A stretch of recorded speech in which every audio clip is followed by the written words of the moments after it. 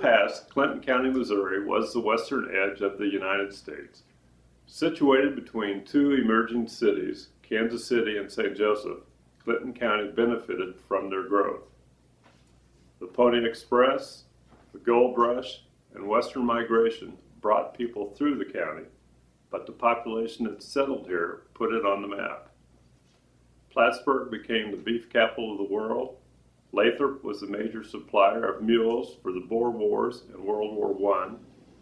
5 railroads crisscrossed the county, and the nation's first north-south highway ran through Cameron, Plattsburg, and Trimble on its way to Kansas City. Clinton County was home to David Rice Atchison, president for a day, James Harvey Birch, Missouri Supreme Court judge, Willis J. Wynn, president of the Cleveland Federal Reserve, and James Marshall, early leader of the Manhattan Project.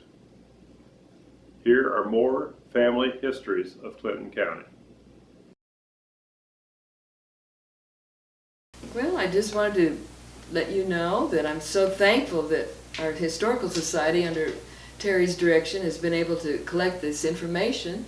I'm Beverly McCulloch. I'm a descendant of the McCoys, but I'm married to McCulloch here in Clinton County, and my husband is a descendant of this Captain George Washington McCulloch. So a lot of my history that I enjoyed learning about included the Civil War time, and of course he was on the Union side. My family's on the Southern side, Confederate, so you know, we kind of argue some still. I mean, we've been married 50 years. So Ron McCulloch inherited the sword, and it went through a fire in the early 1900s, and I have used it. I did have a handle replaced for it through the Dixie Gun Works, but I've taken it to school. I keep it taped up, you know, but the kids really like to help me carry my stuff in, because they like to carry cannonballs and swords and other artifacts from the Battle of Plattsburg. But how I'd like to start out is just to mention that the McCulloch family's history is just part of the story of America, because it was begun way back in Europe, really, and of course they came here, and I was also a descendant of the American Indians. But this group of three brothers landed in 1785 in North Carolina, and so my husband is a descendant of the Thomas McCulloch. There was Joseph, Andrew, and Thomas. So they kept exchanging names, so it's kind of hard to follow the direct line, because you think, well, now is that the same Benjamin Fry, or is that the same Thomas McCulloch? And so this Joseph McCulloch was the man that moved from the Carolinas in 1827 and came to what is now Clinton County, which is part of Clay County. So, you know, it was a huge, huge county, part of Missouri, and then they split it up, 1833 was when Plattsburg became part of course, the county seat, Clinton County. So there's I could tell about the origins of the McCullochs back in Scotland, which Alexander McCulloch was part of King James IV's court, but I won't go into that because we don't have that much time. But it's just interesting that one of the relatives that moved from Missouri to Oregon then in later years looked up all this history, and he had missed his relatives in Missouri so much that he started recording the different things that happened to the McCullochs and what happened, you know, back in Europe. But I'll move on to the Missouri McCullochs, and this Joseph McCulloch, he had 10 children. He and his wife had 10 children, but he disappeared, and they don't know if he was killed during hunting or what, but he never came back to the family, and so they had to survive, 10 children and a wife, and so they did. But they built in kind of the farther southeast corner of Clinton County in 1827, and so I just found that out lately, and knowing that I, of course, saved this log cabin that belonged to the Frys, 1829 was their date of the well, when they got possession. And I'll say that, 1829, because Andrew Jackson was president at that time. So what I have at the cabin is a celebration of Andrew Jackson Days. So I've had 3,000 kids and their teachers approximately at my cabin. And the reason I call it mine is because I dragged the logs home from the location across the road after numbering the logs. I didn't know what I was doing. I'm a music teacher, and I didn't know. I just wanted to save it from being burned. And so that's what I did. And so Al Fry has mentioned the Fry Cemetery, so that's why I tried to connect the two. And I mean, I didn't even know it belonged to the Frys when I saved it. And then when they found out, I thought, wow, that's pretty cool. You have the actual cabin that Benjamin Fry, where we live, he homesteaded there in 1829. So I was really, really excited about that. And I try to share it with as many as I can, because I believe we're having trouble getting our history taught. There's so many requirements of the teachers and principals of these days, and their testing and everything, that I think a lot of our history is left out. So I just wanted to mention that, because if you don't talk about your history, then the kids don't learn it. If you don't tell them about it, and it's a hands-on experience if you come to the log cabin. So I was going to go ahead and move to the time of the Civil War, and this was a really rough time for our whole United States. But Captain Turney was the man in charge of the Union soldiers in 1864 here at near Plattsburg. And then Lieutenant McCulloch was underneath him, but then after he was in the skirmish, Captain Turney was mortally wounded, so Lieutenant McCulloch carried him to the courthouse, and he passed away, but they were able to defend the courthouse with other people from the town and surrounding areas, and so it became a Union victory. It wasn't a huge skirmish, but it was about 1,000 involved. 600 of the soldiers from the area of Kingston came back. They had gone over there to see about a skirmish over there, and they came back in time to save the town, you might say, from the 300 or 400 Confederate soldiers that were trying to capture the town and make prisoners of the Union soldiers. So anyway, that's what happened there. And I do have the sword, like I was saying, to some of the members. This was in a fire in the early 1900s, and you can tell the scabbard is kind of mottled here, but the handle was burned off, and I decided to go ahead and have another handle from the Dixie Gun Works company that supplies different things for soldiers and for the reenactments. So it looks a lot better than it did with just a wooden stick kind of fastened to it. So I just think that there's so much history that if we just take a little time and just look up things, and it's so much easier these days to look up things on the internet. And they did find the picture of Captain McCulloch, and we didn't even have a picture of this till we did the reenactment, and the military personnel looked it up for me, and then we also have an account of the Battle of Plattsburg. So it was good to have that. He told about it a few days later, because he was the actually in the skirmish. And when I think of all the information we could have, I mean, if you don't try to use it, and put it where your own children can find it and put it together, then they're going to think, okay, who cares about that, and they'll throw it away. But myself, I'm trying to get it into an organization where they can enjoy learning about their own history and where they came from, because you just think, well, what do your children do? What are some of their occupations? Now, these McCullochs, they were builders. Solomon Fry, as mentioned by Al Fry, built the first courthouse, and he is buried on our property because we have the Fry Cemetery. He also built the first jail at Liberty. It was a log cabin jail. But they wanted to be sure that Joseph Smith of the Mormons wouldn't get out, so he made it 4 feet thick, made the walls 4 feet thick.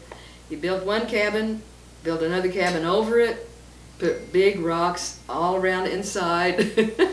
So he had no way of getting out. But they call it the Mormon jail at Liberty now. So I was just going to tell also about some local things here later on. George Washington McCulloch had 13 children. Some of them moved to Oregon, and again, one of those was our ancestor. And so James McCulloch was he was the oldest son, and then his son was George William McCulloch, and that's Ron's grandfather. So I've got pictures kind of down through that time, but there weren't very many taken because there weren't any cameras at the time, before the Civil War much. So once they were able to buy a farm out there, this is George William McCulloch, he decided to build a school because the other school was burnt down. Now this is the story I have.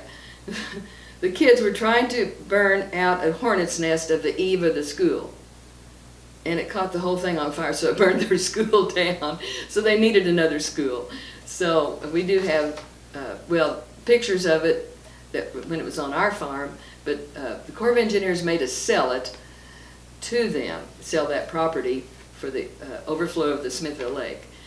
But I don't think they could go 300 feet high. I mean, it's way up on a hill, and the foundation is still there, but I tell my kids that, but that was where the school was, that's where their grandparents went to school, and so it's kind of interesting to find some of these little relics, because there's still the steps are there, and this old well, the pump has been stolen, but the well is still there. In fact, we were planning to use that when we moved there in 1973, or sorry, 75, when we moved to the farm.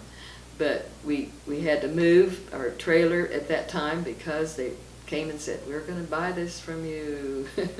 So anyway, we've enjoyed the lake. I have, especially canoeing and things like that. But that was one of the happenings, was that fire, that it just got different things around. Ron's grandfather's house burned, and lightning struck the barn and killed the big horse, Mark. He was a big workhorse, and of course they had horse farming then. But anyway, we also had visitors. Vida, my mother-in-law, had a visitor in the early 1930s, and his name was Clifton Fry. He said, my mother fixed a meal for Jesse James, and may I see the house? And I'm going to visit her grave. So we have the little graveyard, and so he went out there, I guess, but he was just telling about how Jesse James ate a meal there while his mother fixed a meal. He took care of his horses.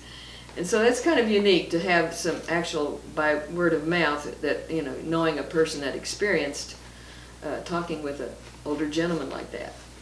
But that's what happened.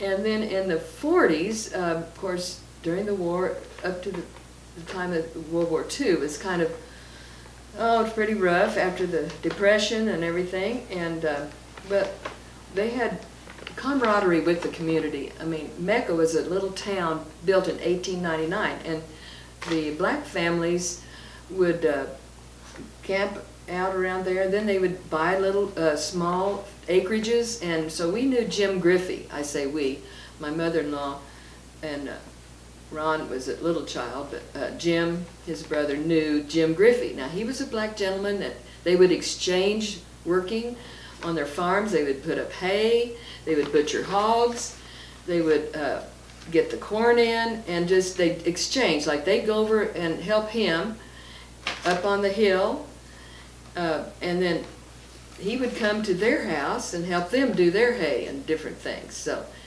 of course, Vida was such a cook, and she'd fix a big meal, but his name is Jim Griffey again, but he would not go in the house and eat with them. They just begged him to, but he would just sit out on the porch, and that was the manner at that time. He didn't feel comfortable, I guess, eating with the white people, and so that was it's a thing that I was put in my mind, you know, just such a rough time, even though after the Civil War you still had so many problems. And I have sketched a picture of the little school that the kids went to. The black children went to Shady Grove School down at Mecca. So it's just, you know, one of those things. And I interviewed a man named Adam Graham, and he told about going to school down there. And then we bought a house that was to be flooded by the lake that was just right by his grandfather's place down at Mecca. And this was a ranch-style house that we had loaded onto a great big truck trailer and pulled it up the hill, pulled it 2 miles, and then it took 3 days to have it set over onto the foundation that we had poured. But that's what we had in the 70s. But I'm just trying to tell how, you know, I've run across one lady that was a relative in St. Joe that knew the Shellmans and knew Jim Bailey and Roy Bailey, and so there's just a lot of connections that you don't think you'll ever make again. But that was really unique to me. I said, come by and see me. I'll have coffee. You know, this is a Shellman house. Your grandpa, you know, and relatives built it. You know, so it's pretty neat if you just try to connect. I just thought I'd also talk about some of our more modern history. After Ron and I got married, we had still been into his hobby of racing dragsters and cars, and so his abilities and skills that he developed working on cars caused him to be interested, of course, in mechanical engineering when he became a mechanic for just different, you know, as a young man. And then he had his own service station because he got tired of being a draftsman for Mobil Oil Company and sitting at a desk, so he wanted to have his own place. So we did that for a while. But also our son, our youngest son, has done that. He's been a mechanic, went to school down in Houston at UTI. But it seems like the McCullochs like to build, they like to do things with their hands, and I just think that's wonderful.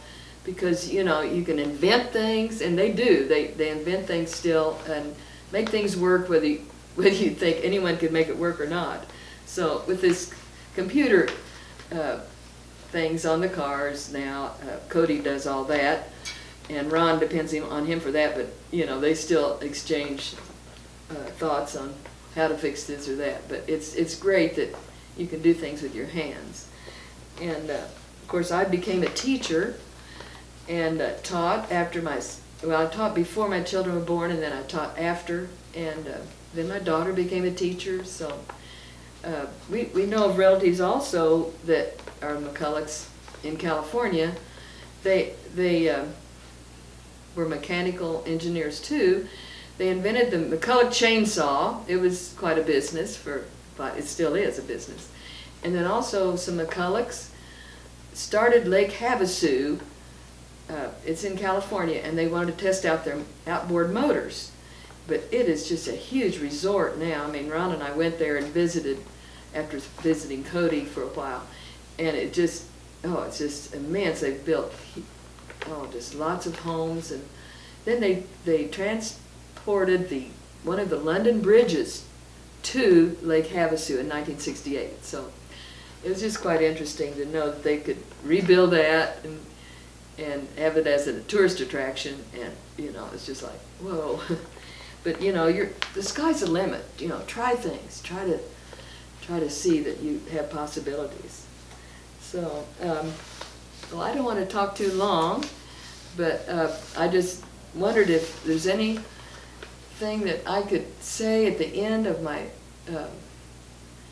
little talk here.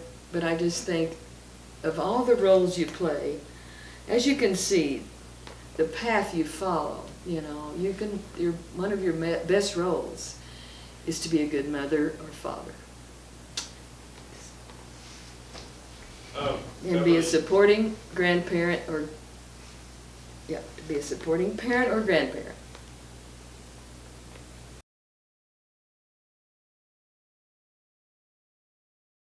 But, no,